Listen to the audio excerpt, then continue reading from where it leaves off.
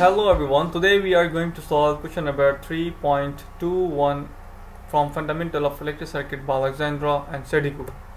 The question is that we have to calculate V1 and V2 which are shown in the given circuit. यहाँ पर आप देखें, अगर यहाँ पर एक नोड बन रही है जिसको V1 का नाम दिया गया है और एक नोड यहाँ बन रही है जिसको हमने V2 का नाम दिया है। हमने नोडल एनालिसिस के थ्रू ही हमें ये V1 और V2 कैलकुलेट करना है। तो देखें, नोडल एनालिसिस की बात आती है तो KCL को यूज़ किया जाता है।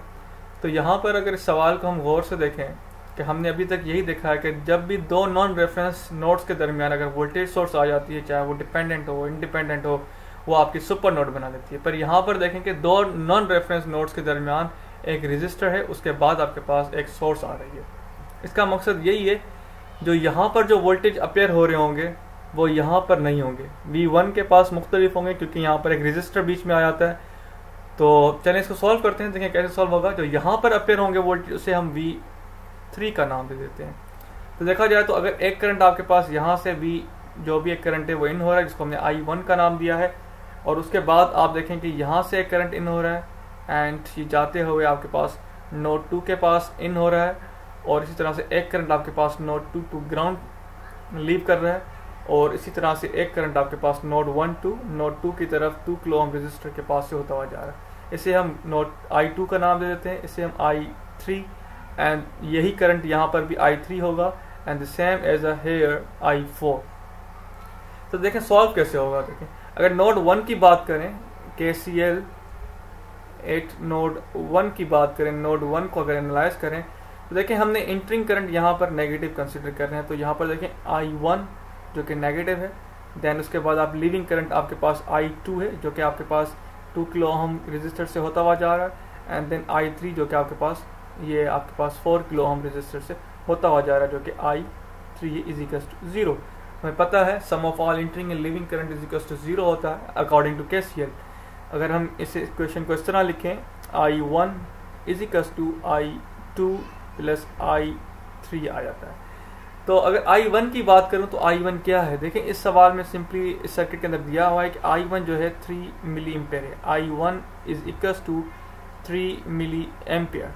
और इसी तरह से हम अगर I2 की बात करूं तो देखें एक वोल्टेज यहाँ पर है और एक वोल्टेज यहाँ पर है। तो सिंपल हम यहाँ पर क्या डिफरेंस होगा, I जो 2 है वो क्या होगा, V1 माइनस V3 अपॉन आपके पास 2 किलो ओम।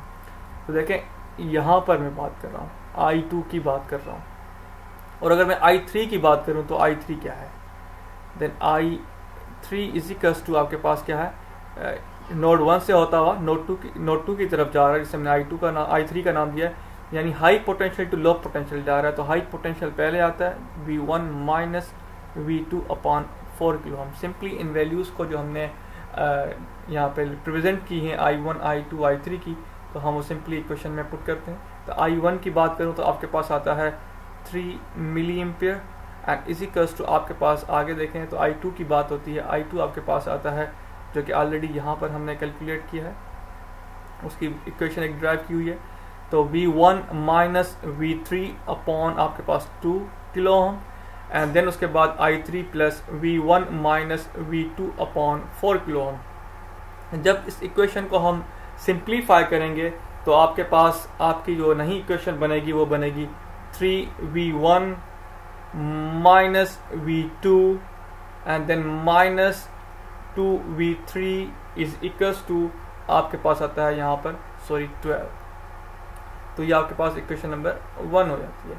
इस तरह अगर मैं नोड 2 की बात करूँ तो नोड 2 के पास कौन कौन से करंट हैं, देखिए एक तो आपके पास I4 है जो कि यहाँ से लीव कर रहा है, और एक I3 है जो कि आपके पास यहाँ पर इन हो रहा है, और इसी तरह से एक और करंट है जिसे हम I2 का नाम देते हैं जो कि यहाँ पर आपके पास ये इंटर हो रहा है आपके पास V3 से होता हुआ, यानी कि 2 किलो ओम से होता हुआ आपके पास V2 के अंदर इन हो रहा है।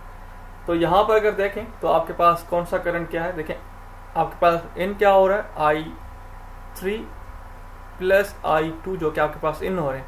देखिए I2 यहाँ से होता हुआ ये यहाँ पर इन हो रहा है V2 के अंदर, सीरीज में है जो कि आपके पास करंट सेम होता है, चाहे यहाँ भले वोल्टेज सोर्स हो या ना हो, पर आपके पास करंट क्या होगा, सेम होगा। I2 जो कि इन हो रहा है, और इसी तरह से आपके पास लीव कर रहा है I4। तो I2 और I3 की तो हमने ऑलरेडी वैल्यूज निकाल ली हैं I3 की, तो I4 क्या बनेगा? देखिए I4 is equals to V2 upon आपके पास 1 किलो ओम हो जाएगा। देन सिंपली वैल्यूज को पुट करते हैं। I3 की अगर मैं बात करूं तो V1 minus V2 upon 4 kilo ohm, and then plus I2 की बात करूं तो जो कि यहाँ पर है V1 माइनस V3 अपॉन आपके पास 2 and is equals to I4 जो कि हमारे पास V2 अपॉन आपके पास 1 किलो ओम है।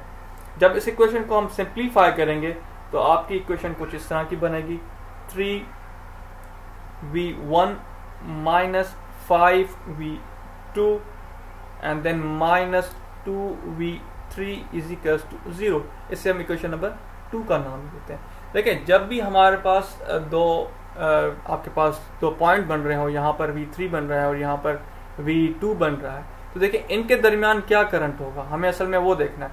देखिए इससे हम अगर KVL का इस्तेमाल करें तो हमें बिल्कुल आइडेंटिफाई हो जाता है, मिल जाती है कि यहाँ पर क्या करंट है। देखिए यहाँ पर ये जो 3V0 है आपके पास, ये सप्लाई है, इंडिपेंडेंट सप्लाई, वो किसके बराबर? देखें वो आपके पास बराबर होगी सिंपली आपके पास V2 minus V3 is equals to 3V0। देखें आपके पास यहाँ पर जो वोल्टेज बनेगा वो ऑब्वियसली बात है इस वोल्टेज का और इस वोल्टेज यानी V3 माइनस V2 का, इन दोनों की जो सब्सट्रैक्शन होगी वो आपके पास यहाँ पर उनका जो आंसर होगा यानी कि इनका माइनस आपस में होकर जो आंसर आएगा वो 3V0 होगा। वो ऑब्वियसली आपका मैं उम्मीद करता हूँ आपका ये कॉन्सेप्ट क्लियर होगा। तो अगर V0 की बात करूं तो किसके बराबर है? देखें V0 आपके पास यहाँ शो किया गया है, जो यहाँ पर वोल्टेज इस नोड के पास, तो वही जाहिर सी बात है वोल्टेज आपके पास इस रेजिस्टर के पास होगा।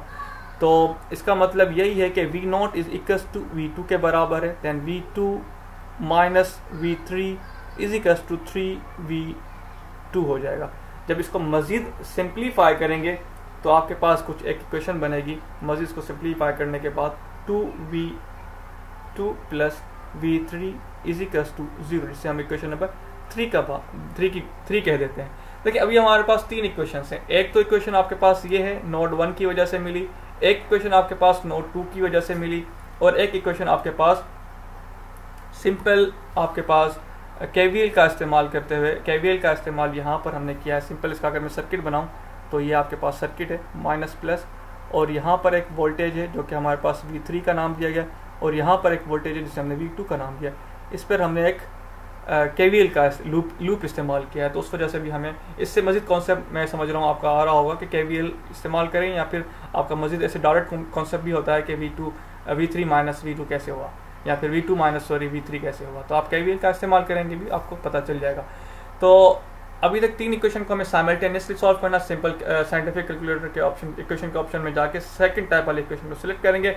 सिंपल आपने V1 V2 V3 की वैल्यूज पुट करेंगे और कांस्टेंट के साथ, और आपके पास वैल्यूज आ जाएंगी वोल्टेज की। हमें जो V1 इज इक्वल्स टू आपका पास आ जाएगा 1 एंड V2 आपके पास आ जाता है 3 एंड जो को V3 है इज इक्वल्स टू आपके पास -6 वोल्ट आ जाता है। तो मैं उम्मीद करता हूँ आपको ये सवाल समझ में आ गया होगा। हमें इस सवाल में सिर्फ और सिर्फ V1 और V2 को हमें कैलकुलेट करना था, पर 3 इक्वेशंस थी तो V3 भी हमें मिल गया, 3 अननोन थे। तो मैं उम्मीद करता हूँ आपको ये सवाल समझ में आ गया होगा। अगर कोई भी सवाल आपके माइंड में आता है इस सवाल के हवाले से तो आप जरूर कमेंट बॉक्स में कमेंट करें, उसका आंसर आपको दे दिया जाएगा। Bundle of thanks for watching. Like करें, सब्सक्राइब करें और शेयर करना मत भूलिएगा।